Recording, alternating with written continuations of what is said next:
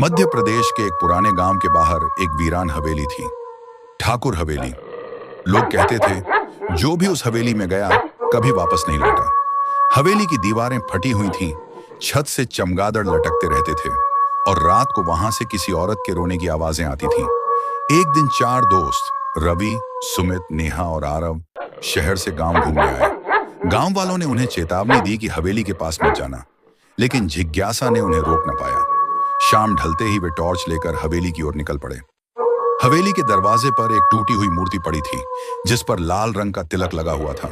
जैसे ही रवि ने दरवाजा खोला, एक ठंडी हवा का झोंका आया और टॉर्च अपने आप बुझ गई।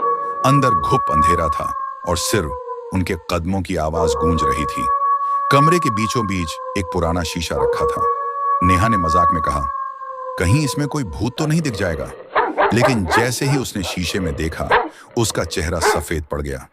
उसे अपने पीछे किसी काले साए का प्रतिबिंब दिखा। वो चीख पड़ी, कोई है पीछे। सबने पलटकर देखा, पर वहां कुछ नहीं था।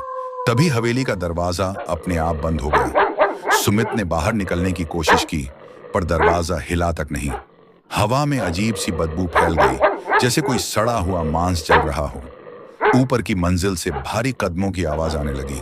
थक थक थक। चारों धीरे धीरे सीढ़ियां चढ़े।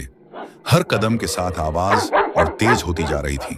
ऊपर पहुंचकर उन्होंने देखा, एक पुराना झूला अपने आप झूल रहा था और उसके पास एक सफेद साड़ी में औरत बैठी थी। उसका चेहरा उल्टा था। आरव डर के मारे पीछे हट गया, पर तभी औरत ने धीरे से सिर घुमाया और उसकी खाली आंखों से काला खून टपकने लगा। उसने कहा, क्यों आए हो मेरी नींद तोड़ने? रवि ने कांपती आवाज में पूछा। तुम कौन हो? औरत चिल्लाई, मैं ठाकुर की बहू हूं, जिसे जिंदा जला दिया गया था। अब कोई भी मेरी हवेली से जिंदा नहीं जाता। इतना कहते ही कमरे की सारी खिड़कियां अपने आप बंद हो गईं। नेहा दीवार से सट गई और अचानक वो दीवार नरम पड़ गई, जैसे किसी ने उसे खींच लिया हो। वो दीवार के अंदर समा गई। बाकी तीनों ने भागने की कोशिश की, लेकिन अब हवेली जिंदा थी। दीवारें धड़क रही थीं, फर्श पर से हाथ निकल रहे थे जो उन्हें पकड़ने लगे।